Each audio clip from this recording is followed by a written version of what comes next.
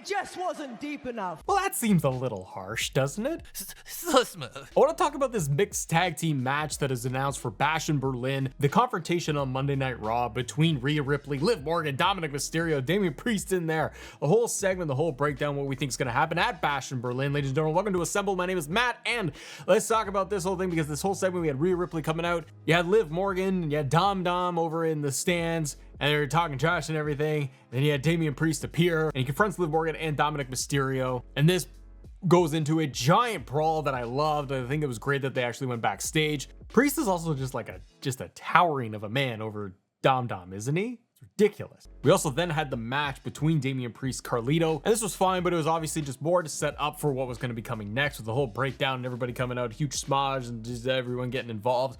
Some of the coolest things though was going to be Dominic Mysterio. He's trying to like get one over on Rhea and Damian Priest. He tries to go to the top rope, and during the hug between Rhea and Damian, he gets held in the choke slam, and then he gets like thrown over to Rhea. I thought it was a great sequence of what they did. The other cool spot in all of it was JD McDonough, who's like the MVP of this thing for just taking beatings. So we got the South of Heaven choke slam, but Damian Priest was trying to get his hands on Finn Balor.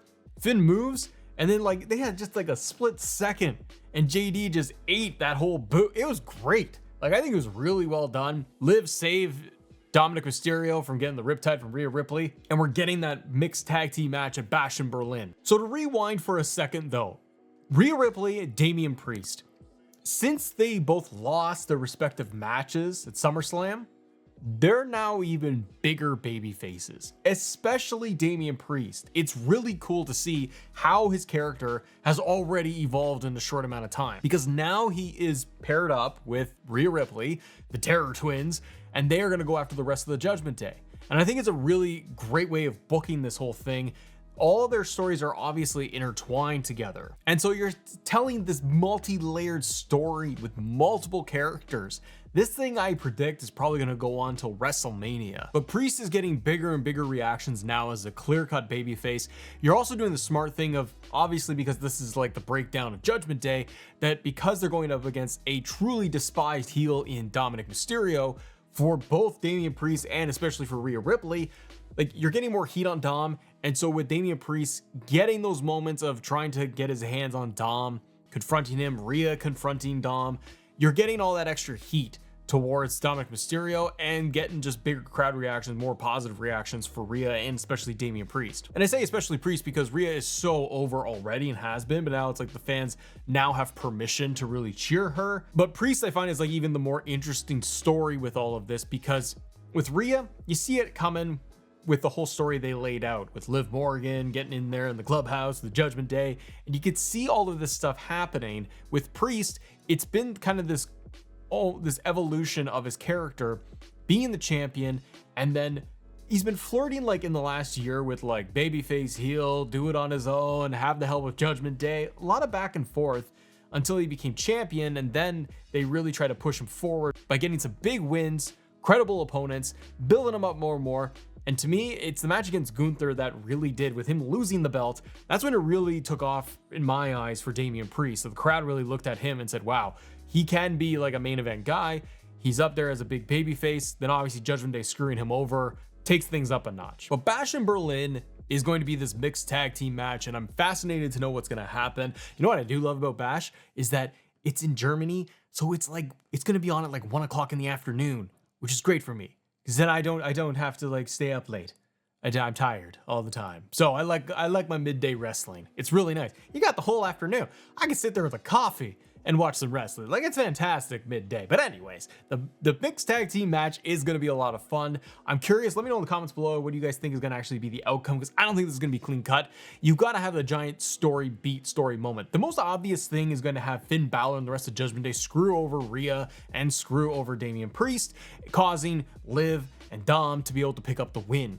I do think that's probably the case, but also it's very obvious, and that would be like kind of the cleanest way of doing this whole thing. Right now, you have Priest and Rhea kind of getting the one up over the rest of Judgment Day, beating Carlito, beating the crap out of JD, Dominic almost getting like nabbed every time. That's what you're waiting for. And because they're going to continue the story for a very long time, I believe, you need to be able to expand it and do even more. Bash, I think, needs to be kind of just like the first step in all of this. You're going to get the moments where Liv and Rhea obviously are going one-on-one, Damian Priest and Dom are going one-on-one, but they are going to eventually have those moments where Dom is going to be in the middle of the ring with Rhea and Damian Priest, and he's going to get what's coming to him. So one of my early predictions here is that Liv and Dom do win. They pick up the victory at Bash, but you probably want to be able to give the fans what they want.